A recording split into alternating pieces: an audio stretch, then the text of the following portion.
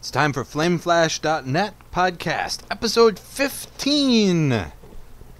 I'm FlameFlash, of course, bringing you the last week of gaming news, other news, and what I've been playing and meddling around in. So we'll start off, as usual, with what I've been meddling around in. And first off, Galaga Legions, the DX. Downloaded the trial, didn't like it. Really neat take on the classic Galaga, but it also didn't fit. I saw what they were trying to do, trying to latch on to the Pac-Man Championship and put a little extra new life into the game, but it just didn't work for me at all. I think it was the fact that you had to use both sticks. I downloaded it for the PS3, and you use the right stick to shoot. So you have a multi-directional shot instead of just from the bottom up like old Galaga. Kind of a hit and miss, therefore, for me. As I tweeted, this was a pretty busy week for me in IRL land, and I also had a renewed interest in World of Warcraft this last week. But before I hit on World of Warcraft, I did step over to Risk Factions on the PS3 a little bit. Unlocked another level, unlocked a few trophies.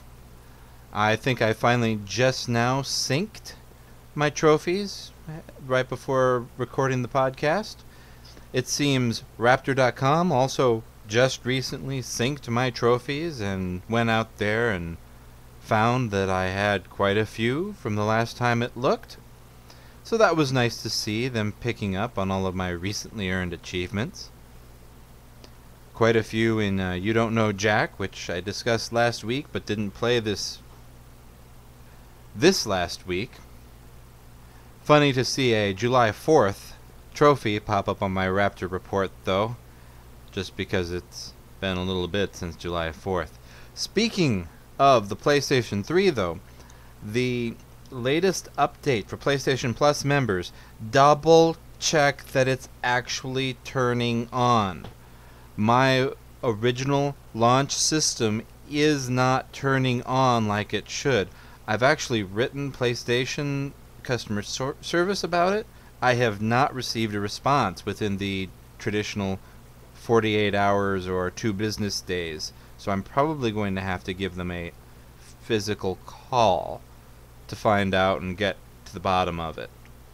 Downloaded, installed just fine, so the new firmware didn't brick my system, but my system also hasn't been starting up in the 2 a.m. to 4 a.m. period, and auto-uploading all of my game saves to the cloud and auto-syncing my trophies.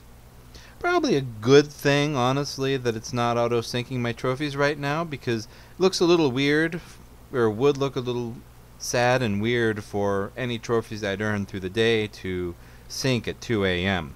No, I'm not still awake at 2 a.m. That just happens to be when my PS3 is set to turn on and sync. Thank you very much. Super Mario Galaxy. I'm talking the original Super Mario Galaxy. This is now available for $20, I believe, through the Wii's Power Play program. I'm not quite sure what it is, but it's a special box. And Nintendo is relaunching a bunch of their old titles now, trying to get more Wii's off the shelf before the Wii U comes out sometime next year. And didn't play too long on Super Mario Galaxy, but the oldest son had a few sticky spots and needed Daddy's help, so I was very happy to lend a hand and step in and play. The reason I haven't been playing Super Mario Galaxy much is the same reason that I've said in the past, I think on my blog, regarding Super Mario Galaxy. The camera.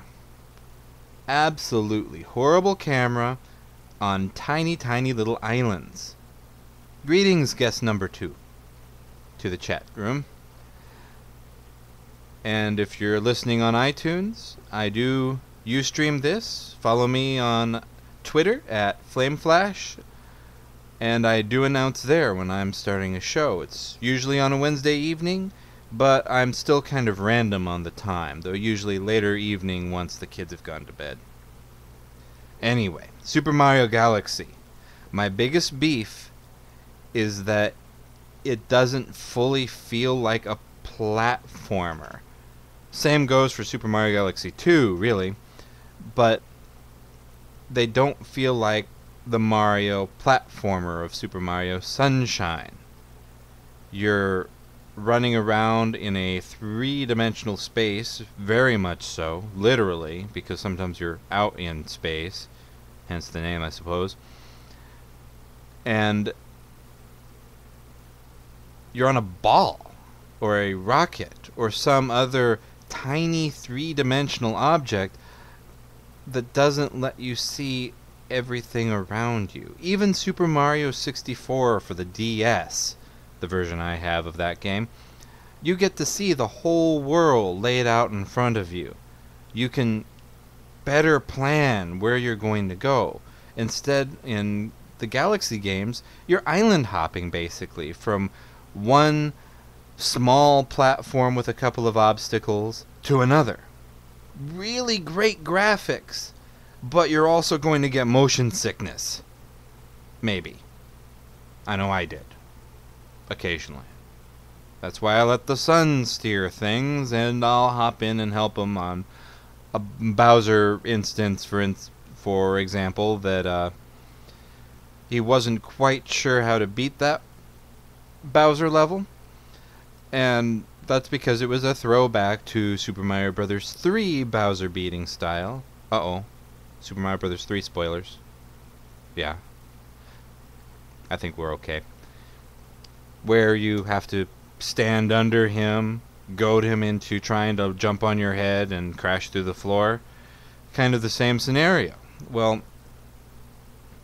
he crashes through certain circles on the ground and either flattens you or breaks through to hit lava. Again, this is a globe you're battling on, so once he hits the lava, he runs around with a hot tail in a three-dimensional ball and drives you nuts as you try to chase him literally around the tiny world. Great concept. I love Mario, but I really hope Mario 3DS Land for the 3DS does more for the old platformer style and brings home the platformer style that we enjoyed and loved in the original series. Sat down and played a little of that, speaking of which, Super Mario World, because the younger boy, he's 3, and he has discovered Yoshi. Specifically in New Super Mario Bros. Wii. To the point that he enjoys driving Red Flare, my wife, nuts. Repeating the same New Super Mario Bros. Wii level that has Yoshi in it in World 1 multiple times. Yep. So you get Yoshi. If he misses Yoshi, or if Yoshi goes running because he gets hit, my wife will lap up his character and spit him out on Yoshi usually. Sometimes she'll miss, which makes it marginally amusing as he screams in terror and horror as he goes careening into a hole. My wife then laughs evilly accordingly sometimes. Or I do. Depends. But there he goes. Once the level is complete, he goes again. And again. And again. I should probably actually look on the Wii itself, because my Raptor report doesn't include the kids' playtime for the Wii, since you have to manually record it, and see how much time he has actually clocked. You can check that, by the way, if you didn't know. You can look in your messages on the Wii, and it gives you a playtime report. This is great as a parent coming home. If Red Flare wasn't home with the kids all day, we'd be able to see what they'd been doing all day. I don't believe you can even delete this playtime report, so you can see what they've been up to. Speaking of the Wii, before I transition off to World of Warcraft, I still have those 2,300 darn points. Remember, folks, buy a specifically labeled 3DS game card. That's the only one that will be compatible with the 3DS eShop. I made the big mistake of buying a Wii Points card instead. I just don't like attaching credit cards. I ranted about this in last week's episode, I believe, so I just wanted to quickly call out that you need to remember that. Right now, I am contemplating going back to Mario Party 2 and picking that up. Our N64 is currently mothballed. We just don't have space for it or the controllers. We need to be kind of baby safe with the controllers and cords, thanks to a little crawler at 6 months. It's one of the things I absolutely love about the current generation, though, is that all the controllers are wireless. Yes, you have the Wii with the classic controller corded, but that's not much of a cord, and it can stay in your lap and be out of the way. Nobody's tripping, or I'm not tripping. Thank you, wife, for that silent laugh. She tried to hold back. She wasn't successful. Of course, I don't really need a cord, and I'll still trip. Isn't that right? Yeah, I'm getting an affirmative nod. She refuses to be recorded. Anyway, World of Warcraft. I'm finally digging in to the 4.2 content. Finally. Just last night, unlocked the next stage in the Firelands, so I'll be going and eventually getting my very fiery hippogriff. It's the main reason I'm doing it. 4.3 was just recently announced. I think I discussed it last week. Deathwing. We'll be going and meeting and fighting. I will probably not be geared enough for it, but I'm one of those super casual people who will be out doing archaeology to get all of those mini pets instead. Also leveled my Worgen, my warrior Worgen. He seems so overpowered at the moment. I don't know if it's the fact that he's wielding an heirloom item in each hand. An heirloom item is an item that will auto-level with you. It can be bought by a level-capped character, which I have 2 of. I had 4 of at the time that I bought them, back in Wrath of the Lich King. And I saved them planning ahead for Cataclysm. Enchanted them, and I am literally ripping enemies apart. I don't know what it is.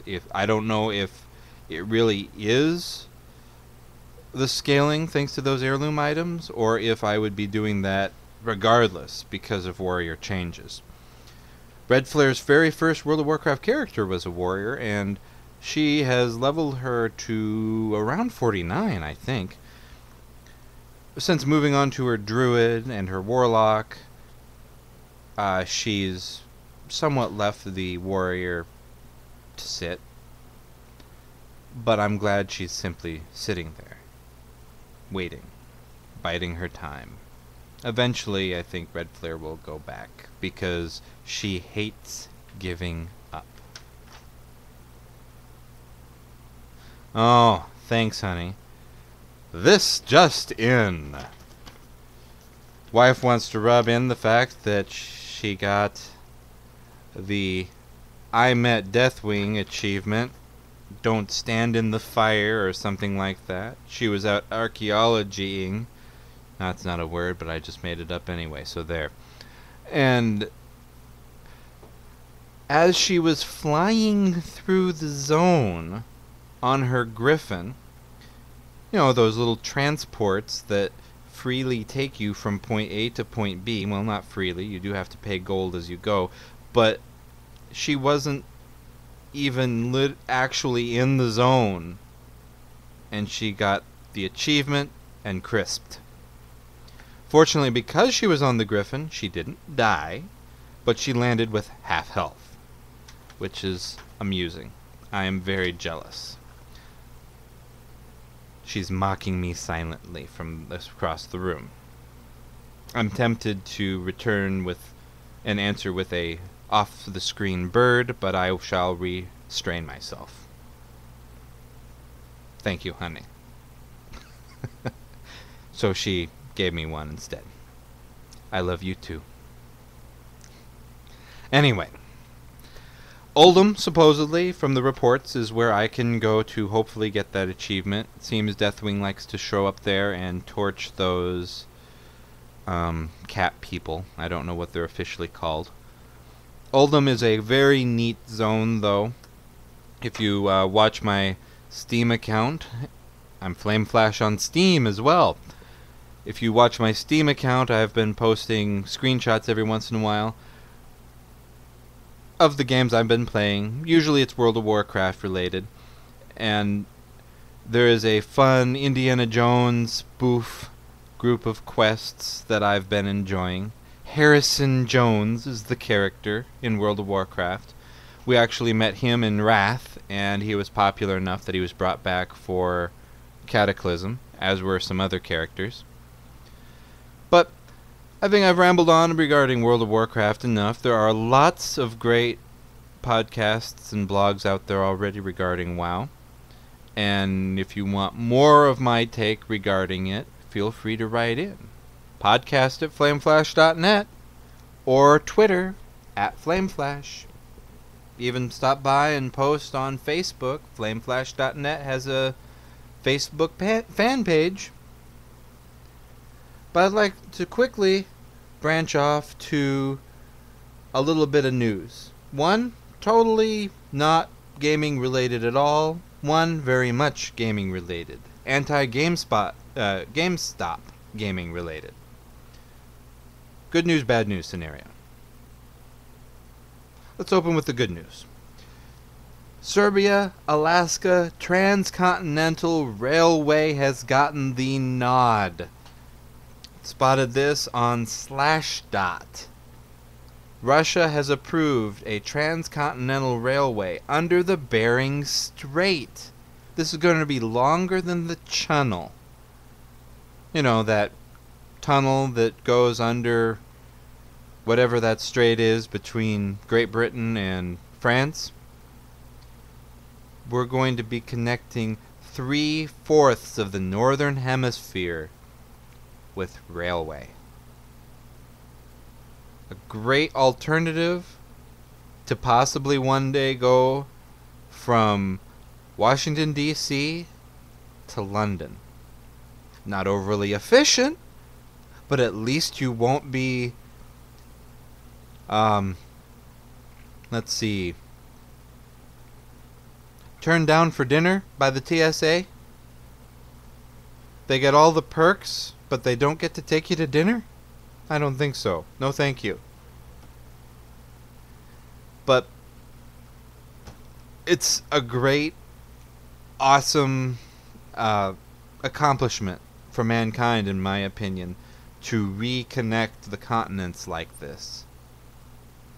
Of course, we've got some time before it actually happens. Probably some politics still have to go on. But the fact that Russia has approved it helps. I hadn't even heard of this on the US side of things. It's exciting, though, that we will be connecting ourselves to a former Cold War enemy. It's amazing how the world changes. I don't know about my listeners out there, but I remember seeing on the news that empty red Russian flag without the hammer and sickle of the USSR. The people in Moscow marching with this giant red cloth. My dad had to explain to me that that was their flag, but without the symbol of USSR on it. He was awestruck, remembering when the USSR came to be, and he got to see it end as well. I got to watch it end, at least. Got to watch the Berlin Wall go down, too. Two things I look forward to talking to the kids about and sharing with them. It's sad, though, as we approach September, that one day for a school project, I know they're going to come home and ask us, where were you on September 11th? Just like I got to ask my mom and dad, but it was my mom who I chose to interview, where she was when JFK was assassinated. Sadly, our generation actually has another grand calamity to remember for our children.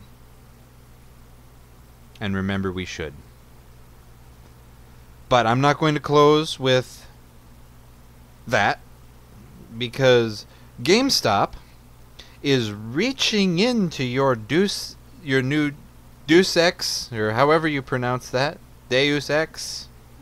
I am definitely getting mocked by the wife on that one. It's French. Darn French. Give me German and I could pronounce it just fine. She is still laughing at me. Deus Ex. That's how I'll pronounce it. Darn it. And I'm totally wrong. I get that. GameStop is dropping a deuce on your X and taking out a on-live free game token. So if you're interested in this game, don't go to GameStop to buy your Deus Ex. She is still making fun of me. But seriously, don't go to GameStop to buy it. If you had it reserved, go there, cancel your reservation, go somewhere else to buy it. They are literally opening your new box of game, taking out a token that the publisher had put in there, and sending you on your way, totally oblivious to the fact that you're missing anything. Very naughty. Don't know if they're doing anything illegal about it.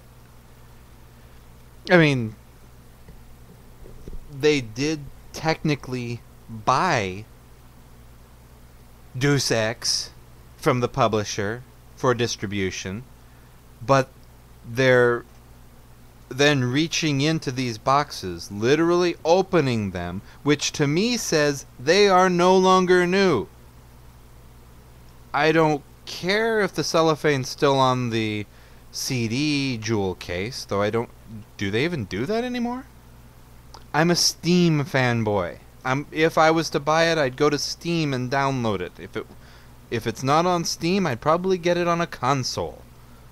PlayStation 3, probably, to be precise. But if you are getting it for PC, or if they're including the token in the console version, I don't know if they are, but steer clear from GameStop on Deus Ex. She's still mocking me. Silently. Oh well. It's ridiculous. I understand. I totally empathize with GameStop for not wanting to, quote, advertise for a competitor. That's their reasoning for it. OnLive, if you're not familiar with it, is a gaming service. console and PC free gaming service. So what you do is, with a high-speed internet connection, you take your old crappy computer online, and they use their servers and stream the game to you. You don't have the video card capable of running Batman Arkham Asylum? You don't have the game card available to run Deus Ex? Or the hard drive space to run it and install it? Go on live. They stream it straight to you. I've tried the service. It is awesome. But I also have all 3 current consoles, so I have no need of it. So I stayed away. I might look at it again on the next generation of consoles when the Xbox, whatever number they choose to put behind it, comes out, or the PlayStation 4. But for now, OnLive is going to sit aside. It works on both the Mac and the PC, and you can buy a little gaming console-like device to plug into both your router and your television. So if you want that television gaming console experience, you can still get it with OnLive. But Gamestop is violating your package. So don't buy Deus Ex from there. She cringed on that. I did not mean for it to be a double entendre. Thank you very much. Seriously, she needs to just co-host this. I know she never will, but she should. Then she can mock me and be recorded doing so. Oh well. If you have questions, comments about the show, feedback, if you just want to stalk me, at FlameFlash, or podcast@flameflash.net if you want to write in. At FlameFlash would be Twitter. And then we also have the flameflash.net fan page on Facebook. So I appreciate everybody stopping by. I actually have a decently sized guest count right now. Feel free to register on Ustream next time so I can know who you are. Possibly. And this will be Flame Flash of FlameFlash.net podcast, signing off.